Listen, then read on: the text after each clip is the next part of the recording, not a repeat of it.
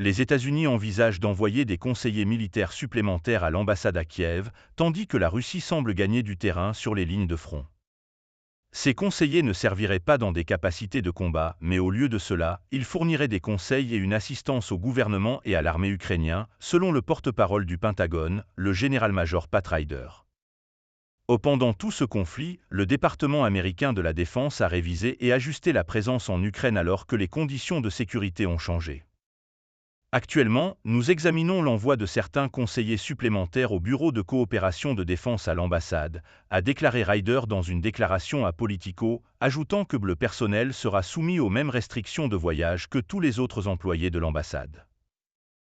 Ryder n'a pas donné de nombre spécifique de ce personnel pour des raisons de sécurité opérationnelle et de protection. Selon certaines sources aux États-Unis, les experts supplémentaires soutiendront principalement les efforts logistiques et de supervision des armes envoyées en Ukraine. De plus, ils aideront l'armée ukrainienne à entretenir les armes. Le 20 avril, la Chambre des représentants des États-Unis a approuvé un paquet d'aides étrangères clés pour l'Ukraine, Israël et d'autres alliés après des mois de luttes politiques internes et une situation détériorée sur le champ de bataille. Le paquet d'aide prévoit 60,84 milliards de dollars pour aider l'Ukraine. Le Sénat commencera l'examen du projet de loi approuvé par la Chambre des représentants le 23 avril avant de l'envoyer au président Joe Biden pour signature.